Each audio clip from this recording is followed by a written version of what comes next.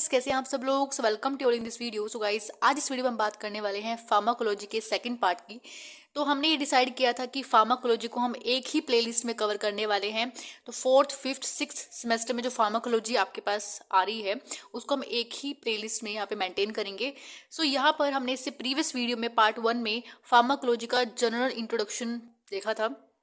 ठीक है, उसमें हमने रूट ऑफ एडमिनिस्ट्रेशन क्या होता है, ऑर्फन ड्रग, एसेंशियल ड्रग्स ये क्या होती है, ये आपको as a competitive exam point of view से ये बहुत ज़्यादा इंपॉर्टेंट है ये पॉइंट। सो हमने ये इससे प्रीवियस वीडियो में कवर कर लिए थे ऑलरेडी। सो आज इस वीडियो में भी हम थोड़ा सा फार्माकोकिनेटिक्स के बारे में जानेंगे। फार्माकोकिनेटिक थोड़ा सा बेसिक उसका हम लेकर चलेंगे। फार्माकोकिनेटिक अपने आप में बहुत बड़ा सब्जेक्ट है और हमने बात भी की थी फर्स्ट वीडियो में कि फार्माकोलॉजी जो है ड्रग ऑफ स्टडी होता है। उसके बाद हमें इसमें दो पार्ट्स इसके आगे आप पढ़ने पड़ते हैं, फार्माकोकिनेटिक्स एंड फार्माकोडायनेमिक्स। फर्स्ट तो फार्माकोकिनेटिक्स आज हम जानेंगे कि फार्माकोकिनेटिक्स में होता क्या है। स्पेसिफिकली जो हमारा वीडियो डेडिकेटेड रहेगा वो फार्माकोकिनेटिक के ऊपर ही रहेगा। इसमें हम देखेंगे कि एब्जॉर्प्शन, डिस्ट्रीब्यूशन, मेटाबॉलिज्म, एक्सक्रीशन क्या होता है, थोड़ा बेसिक ही जानेंगे। ठीक है, नेक्स्ट वीडियो में थोड़ा उसको और हायर लेवल पे लेकर जाएंगे। ठीक है, और फार्माकोकिनेटिक्स जो डायनेमिक है उसको हम आने वाली वीडियोस में कवर करेंगे। तो पहले हम दोनों को जो वर्ड है इसका मीनिंग मैं आपको बता देती हूँ ताकि आपको इजीली अंडरस्टैंडिंग हो। और यहाँ पर एक और चीज देखो, यहाँ पे आपको फर्स्ट यूनिट में जनरल फार्माकोलॉजी में ही आपको फार्माकोकिनेटिक दिया हुआ है। तो फार्माकोकिनेटिक्स में आपको पहले मेम्ब्रेन के बारे में पढ़ना है, एब्जॉर्प्शन, डिस्ट्रीब्यूशन, मेटाबॉलिज्म। अब देखो एक चीज याद रखना, आप सोच रहे होंगे कि मैंने ऊपर वाला वीडियोस अभी जो ये टॉपिक्स है ये कवर क्यों नहीं किए।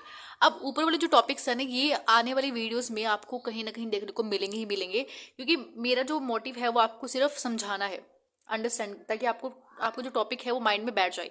तो मैं आपको अपने अकॉर्डिंग लेकर चल रही हूँ कि जैसे मैंने अपने आप पढ़ा है कैसे। ठीक है, जो ये वर्ड ऊपर देख रहे हो ना, ये वर्ड जो है आपको धीरे धीरे आगे सब समझ आ जाएंगे। ठीक है, इसको मैं आगे एक्सप्लेन भी करूंगी, बस आपको इन वीडियोस को फॉलो करते जाना है। तो चलिए शुरू करते हैं। आज का वीडियो फार्माकोकिनेटिक्स के ऊपर रहेगा। इसमें हम बेसिकली एब्जॉर्प्शन, डिस्ट्रीब्यूशन, मेटाबॉलिज्म और एक्सक्रीशन का थोड़ा सा बेसिक जानेंगे। ठीक है, तो यहाँ पर देखो फार्माकोकिनेटिक्स, फार्माको मीन्स जो वर्ड होता है ड्रग्स, और किनेटिक्स मीन्स होता है मूवमेंट, यानी मूवमेंट ऑफ ड्रग। अब एक और चीज रखना, जो फार्माकोडायनेमिक है, pharmacodynamic basically what the drug does to the body. अब अगर आप देखोगे फार्माकोकिनेटिक्स में क्या आ रहा है, what the body does to the drug, यानी हमारी बॉडी ड्रग के साथ क्या कर रही है। अब मान लो आपने फूड खाया, आपकी बॉडी उस फूड को एब्जॉर्ब करेगी, एब्जॉर्प्शन करने के बाद उसका डिस्ट्रीब्यूशन, मेटाबॉलिज्म, एक्सक्रीशन करेगी। ऐसा ही ड्रग के साथ भी होता है। अगर आप ड्रग खाते हो, आपकी बॉडी क्या करेगी, ड्रग को पहले एब्जॉर्ब करेगी, पहले मैं शॉर्ट फॉर्म लिख रही हूँ, एब्जॉर्ब करेगी, फिर डिस्ट्रीब्यूशन होगा, फिर मेटाबॉलिज्म एंड एक्सक्रीशन लास्ट में। तो ये चारों जो वर्ड है ना, ये फार्माकोकिनेटिक्स के वर्ड है। ये चीज याद रखना, ये जो चारों वर्ड है, एब्जॉर्प्शन, इसको ADME से याद रखना। ठीक है, ADME जो है ये फार्माकोकिनेटिक्स में आता है। तो हमारी बॉडी ड्रग के साथ क्या करने वाली है, क्या करेगी, absorption, distribution, metabolism and excretion, चार चीजें होंगी, एब्जॉर्प्शन, डिस्ट्रीब्यूशन, मेटाबॉलिज्म, एक्सक्रीशन, भूलना नहीं है इसको, बहुत इंपॉर्टेंट है ये। ठीक है, और इन्हीं को एब्जॉर्प्शन, डिस्ट्रीब्यूशन, मेटाबॉलिज्म को वन बाय वन हम आगे पढ़ने भी वाले हैं। तो सबसे पहले हम देखते हैं कैसे क्या होता है। अब हमें सबसे पहले यहाँ पे जानना है कि जो आप ड्रग खा रहे हो, जो आप मेडिसिन खा रहे हो, उसका नेचर कैसा होता है। अब देखो यहाँ पे जो हमारी ड्रग होती है वो दो तरह की होती है। अगर वैसे आप ड्रग देखो, हम वीक इलेक्ट्रोलाइट ही बना के लेके जाते हैं। हम अपनी ड्रग्स को ज़्यादा एसिडिक, मीडियम एसिडिक भी नहीं बनाना चाहते, ना बेसिक बनाना चाहते हैं, हम वीक इलेक्ट्रोलाइट बनाते हैं अपनी ड्रग को। ठीक है, अब वीक इलेक्ट्रोलाइट में क्या होता है, वीक एसिडिक होता है या वीक बेस होता है। हमारी ड्रग दो तरह की होनी चाहिए, वीक एसिडिक और वीक बेस। ठीक है, अब देखो यहाँ पे बहुत इंपॉर्टेंट बात है, अगर हमारी ड्रग वीक एसिडिक है, अगर हमारी ड्रग वीक एसिडिक है तो वो एब्जॉर्ब किस मीडियम पे होगी, एसिडिक मीडियम पे होगी, एसिडिक पीएच पे होगी। अगर ड्रग का पीएच एसिडिक है, थोड़ा सा जो इलेक्ट्रोलाइट वीक एसिडिक होगी, तो वो वीक एसिडिक पीएच पर ही एब्जॉर्ब होगी। ठीक है, अब जब जब एब्जॉर्ब हो जाती है फिर डिस्ट्रीब्यूशन, मेटाबॉलिज्म, एक्सक्रीशन होता है, ऐसे ही होता है। अब देखो एक्सक्रीशन किस बेस पे होगी, एक्सक्रीशन जो है बेसिकली देखो, अगर हमारी ड्रग वीक एसिडिक है तो उसका एब्जॉर्प्शन एसिडिक पीएच में होगा। अगर एक्सक्रीशन करना है हमें तो वो बेसिक पीएच पे होगा, यानी एल्कलाइन पीएच पे। अब इसका रीजन क्या है, अगर आप इस एक पार्ट को जान लोगे तो दूसरा पार्ट आपको अपने आप समझ आ जाएगा। यहाँ पे सिंपल सा इसका लॉजिक जान लो, इसका लॉजिक क्या होता है। अब देखो यहाँ पर एक ड्रग है जो एसिडिक नेचर की है, हमारी ड्रग जो है एसिडिक नेचर की है, और हमने कहा कि अगर ये आपकी ड्रग जो है एसिडिक पीएच में हम डालेंगे इसको, तो ये अनआयनाइज्ड ही रहेगी। क्या रहेगी? अनआयनाइज्ड। ये अनआयनाइज्ड हमारी ड्रग रहेगी। लेकिन अगर मैं इसी ड्रग को बेसिक नेचर में डाल दूं, बेसिक नेचर में डाल दूं, तो ये आयंस में कन्वर्ट हो जाएगी। ठीक है, इसके आयंस बन जाएंगे। अब ये जो आयंस वाली ड्रग होती है ना, ये एब्जॉर्ब नहीं हो पाती आगे, इसका एब्जॉर्प्शन नहीं होगा। लेकिन जो अनआयनाइज्ड ड्रग होती है उसका एब्जॉर्प्शन इजिली हो जाता है। ठीक है, तो इस वजह से क्या होगा, हमें अपनी ड्रग का एब्जॉर्प्शन करवाने के लिए उसको एसिडिक पीएच पे ही रखना पड़ता है। एसिडिक पीएच हमारा कहाँ होता है? स्टमक के अंदर होता है। तो जितनी भी ड्रग वीक एसिडिक होती हैं वो हमारी स्टमक में एब्जॉर्ब होती हैं, क्योंकि वहाँ का जो पीएच होता है कम होता है, अराउंड 1.5 के आसपास होता है, क्योंकि वहाँ पे HCl की वजह से जो पीएच है वो एसिडिक हो जाता है। तो हमारी वीक एसिडिक ड्रग जितनी भी हैं वो हमारे स्टमक में एब्जॉर्ब होती है, क्योंकि स्टमक का पीएच याद रखना कम होता है। उसके बाद इसका जो एक्सक्रीशन है, अब देखो अनआयनाइज्ड ड्रग का मीन्स क्या होता है? अनआयनाइज्ड ड्रग हो गया, लिपिड सोल्यूबल ड्रग्स बोल लो उसको, या वो एक होता है, आपने पोलर और नॉन पोलर कंसेप्ट सुना होगा। अब देखो यहाँ पे तीनों एक ही चीज होती है, अनआयनाइज्ड, ठीक है, ऐसे देखो, और नॉन पोलर और lipid soluble, lipid soluble basically. तो ये तीनों एक ही चीज है, ये तीनों एक ही, जहां पे भी आप इनको वर्ड्स समझ आए ना, तो ये तीनों एक ही है। ठीक है, हमारी ड्रग अनआयनाइज्ड होगी तब भी वो एब्जॉर्ब हो जाएगी, अगर वो नॉन पोलर कहीं कहीं पे आएगा तब भी वो एब्जॉर्ब होगी, अगर वो लिपिड होगी तब भी वो एब्जॉर्ब होगी। ठीक है, अब लिपिड सोल्यूबल जो बेसिकली होती है वो हम इसलिए एब्जॉर्ब हो जाती है क्योंकि हमारी जो मेम्ब्रेन होती है, सेल मेम्ब्रेन होती है, वो भी बायोलिपिड लेयर की बनी होती है। तो इस वजह से ये लिपिड सोल्यूबल ड्रग्स होते हैं वो इजिली हमारी मेम्ब्रेन को क्रॉस कर जाती है। उसके बाद देखो इसका अपोजिट लिख लो, आयनिक ड्रग जितनी भी होती है, यानी आयंस में कन्वर्ट हो गई। पोलर ड्रग, पोलर मीन्स जो वाटर जो होता है, आपने वाटर मॉलिक्यूल सुना होगा, और एक बोल सकते हो आप वाटर सोल्यूबल ड्रग्स, ये तीनों एक हो गई। ठीक है, अब देखो यहाँ पर हमारे यहाँ पे जब भी अगर हमें एक्सक्रीशन कराना है, यानी एक्सक्रीशन मीन्स हमें बॉडी से ड्रग को बाहर निकालना है। अब हम यहाँ पे बॉडी से ड्रग को कैसे निकालेंगे? यूरिन के थ्रू निकालेंगे, फीसिस को तो भी निकलती है, हमारे अलग अलग रूट ऑफ होते हैं। लेकिन यहाँ पे अगर हमें एक्सक्रीशन करना है यूरिन के थ्रू, तो यानी यूरिन में हमारा बेसिकली क्या होता है, 95% वाटर होता है। उसके बाद जो भी वेस्ट मटेरियल होता है 5% वो सारा यूरिन के अंदर प्रेजेंट होता है। लेकिन 95% क्या है? वाटर है ना हमारे पास। तो वाटर सोल्यूबल बनाने के लिए इस वीक एसिडिक ड्रग को हमें बेसिक में डालना पड़ेगा। जब एसिड और बेस आपस में मिलेगा तो आयनिक में कन्वर्ट हो जाएगा, यानी पोलर में वाटर सोल्यूबल कन्वर्ट हो जाएगा। तो वाटर सोल्यूबल जो बेसिकली होगा यूरिन के साथ मिलकर के वो एक्सक्रीट आउट हो जाएगा हमारी बॉडी से। समझ आया? इसके ही अपोजिट जो है, अगर हमारे पास वीक बेसिक ड्रग है तो उसका एब्जॉर्प्शन कैसे होगा? बेसिक पीएच पे। हमारा बेसिक पीएच कहाँ होता है? स्टमक के अंदर तो नहीं होता है, लेकिन जब आप इंटेस्टाइन में जाओगे नीचे तो इंटेस्टाइन में हमारा बेसिक पीएच आता है बायोकार्बोनेट की वजह से। तो जितने भी बायोकार्बोनेट जब हमारे बॉडी में रिलीज होते हैं तो वहां पे बेसिक पीएच बन जाता है। तो वीक बेसिक जो ड्रग होती है वो बेसिक नेचर में ही, बेसिक पीएच में ही एब्जॉर्ब होगी। और इसका अपोजिट कर दो, एक्सक्रीशन कैसे होगा? अगर जो वीक बेस है, जो एसिडिक पीएच में ही जब आपस में मिलेगा तो ये आयनिक फॉर्म में कन्वर्ट हो जाएंगी। तो आयनिक फॉर्म जो है एक्सक्रीट आउट इजिली बॉडी से हो जाएगा। तो आई होप आपको ये कंसेप्ट क्लियर हुआ होगा। अब देखो यहाँ पर मैं आपको थोड़ा सिस्टम बताती हूँ क्या होता है। आपने ड्रग खाया, यहाँ पे जो ये डी है ये इट मीन्स ड्रग, आपकी जो भी मेडिसिन आपने खाई है, अगर वो एसिडिक बेसिक, मैंने आपको बता दिया है कि अगर वो स्टमक से जा रही है तो क्यों जा रही है, अगर वो इंटेस्टाइन से जा रही है तो क्यों जा रही है, आपको पता होना चाहिए, मैंने अभी अभी आपको बताया। तो ये ड्रग जो है, अब इसका सबसे पहला सिस्टम क्या होगा? ये एब्जॉर्ब होगी, एब्जॉर्ब होकर कहाँ जाएगी? हमारे ब्लड में जाएगी। तो सबसे पहला मूवमेंट क्या हुआ इसका? एब्जॉर्प्शन। तो यहाँ पे मैंने लिखा हुआ है कि movement of drug from site of administration to the systemic circulation, यानी जिस साइट में आपने, जहां पे भी ड्रग हमारी एडमिनिस्ट्रेट हुई थी उस साइट से लेकर के आपके सिस्टेमिक सर्कुलेशन मीन्स कि आपके ब्लड में जाना। आपकी कोई चीज सिस्टेमिक मीन्स क्या होता है? आपके ब्लड में चली गई। तो यहाँ पे movement of drug from site of administration to the systemic circulation, तो सिस्टेमिक सर्कुलेशन में जो आपकी ड्रग है वो चल जा रही है यहाँ पे। तो सबसे पहला मूवमेंट ये हुआ। ठीक है, मैंने यहाँ पे लिखा हुआ है सबसे पहला मूवमेंट ड्रग कैसे हुआ। उसके बाद जो ड्रग है, अब ब्लड में जो भी प्रोटीन बाइंड्स होते हैं, बाइंडर होते हैं, जैसे बाइंडर में क्या होता है? Transport through the blood. अब बेसिकली क्या होता है कि हमारे ब्लड के अंदर प्रोटीन्स प्रेजेंट होते हैं। ठीक है, प्रोटीन बाइंडिंग ड्रग्स बेसिकली आप बोल सकते हो, बाइंडिंग प्रोटीन। ठीक है, बाइंडिंग प्रोटीन देखो यहाँ पे आपने पढ़ा भी होगा, एल्बुमिन हो गया, अल्फा 1 एसिडिक ग्लाइकोप्रोटीन हो गया, ग्लोबुलिन हो गया। तो ये बेसिकली बाइंडिंग प्रोटीन्स होती है।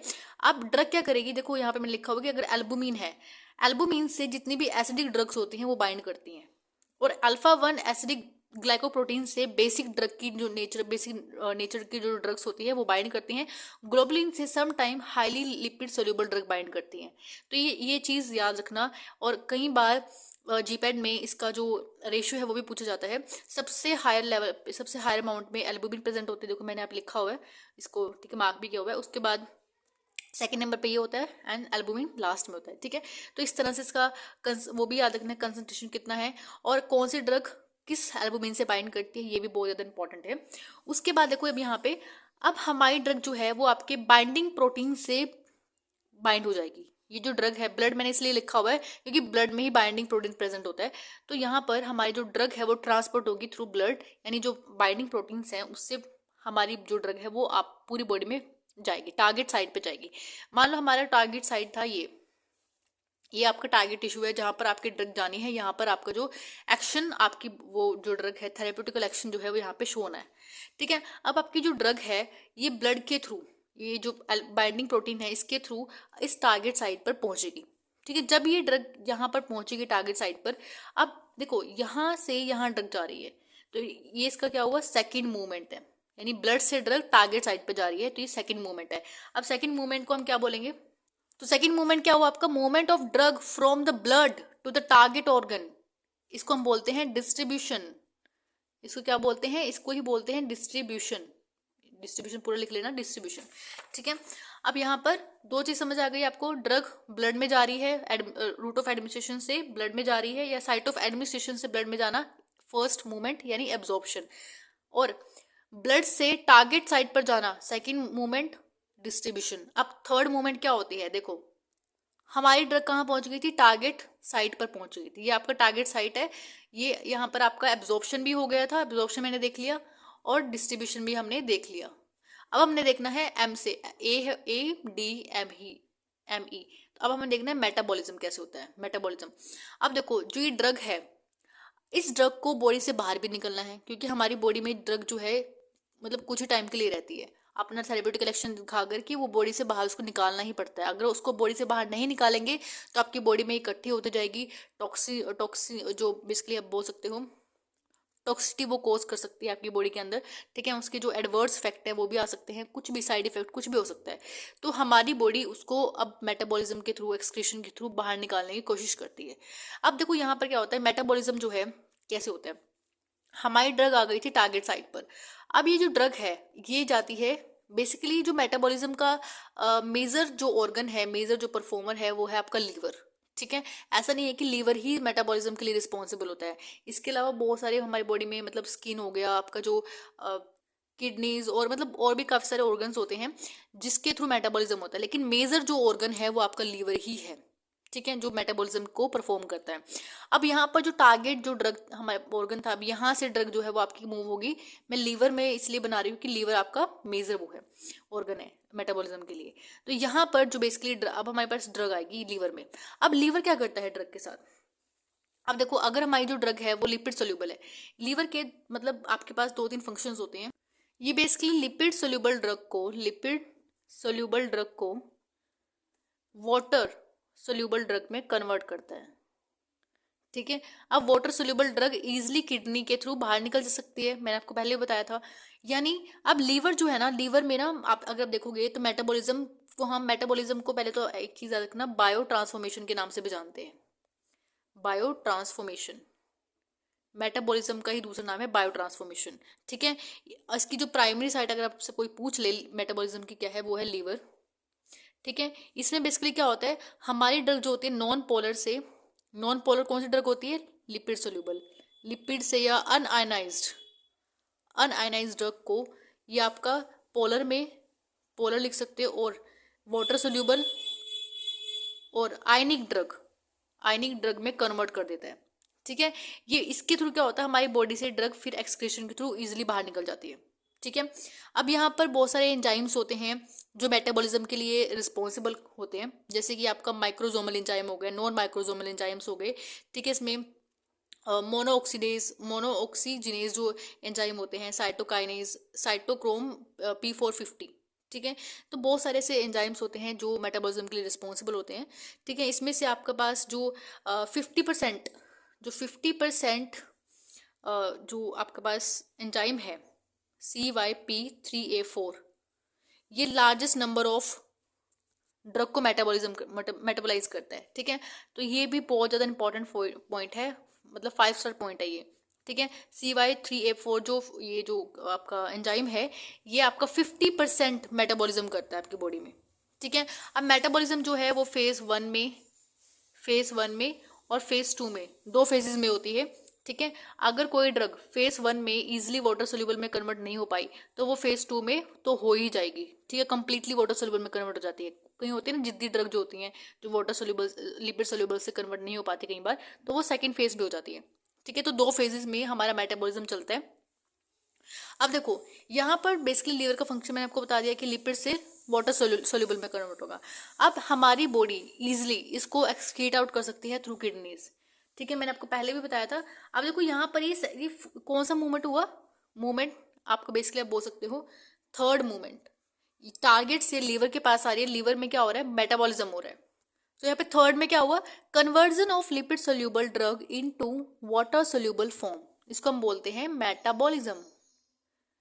और मेटाबॉलिज्म के मैंने कुछ इंपॉर्टेंट पॉइंट आपको बता दिए हैं।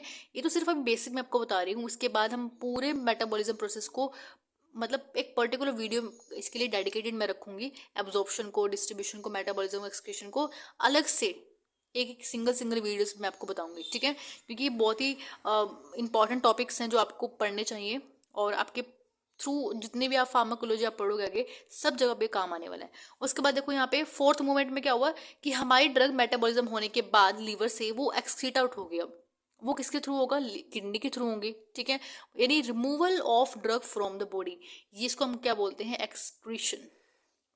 एक्सक्रीशन जो किडनी करती है बेसिकली। ठीक है, अब एक चीज यहाँ पे याद रखना, यूरिन का जो आपका 95% पोर्शन जो होता है वो वाटर होता है। तो हमारी ड्रग क्या हो गई, वाटर सोल्यूबल हो गई है, तो वाटर वो इजिली वाटर में चली जाएगी और वहां से क्या होगा, हमारे यूरिन के थ्रू एक्सक्रीट आउट हो जाएगी। सिंपल सी प्रोसेस थी। अब यहाँ पे एक सबसे इंपॉर्टेंट पॉइंट क्या आता है, आपने सुना होगा फर्स्ट पास मेटाबॉलिज्म के बारे में। फर्स्ट पास मेटाबॉलिज्म, अब ये क्या चीज होती है। अब देखो, मान लो आपकी जो ड्रग है, मैंने आपको बताया था कि आपकी ड्रग जब आप स्टमक में आती है या इंटेस्टाइन में आ रही है, तो वो मूवमेंट होकर कहाँ जाएगी, आपकी ब्लड में जा रही है, जिसके थ्रू यहाँ पे बाइंडिंग प्रोटीन बाइंडिंग्स होते हैं, बाइंडिंग प्रोटीन्स होते हैं, जिसके थ्रू हमारी ड्रग बाइंड करके टारगेट साइट पर चली जाती है।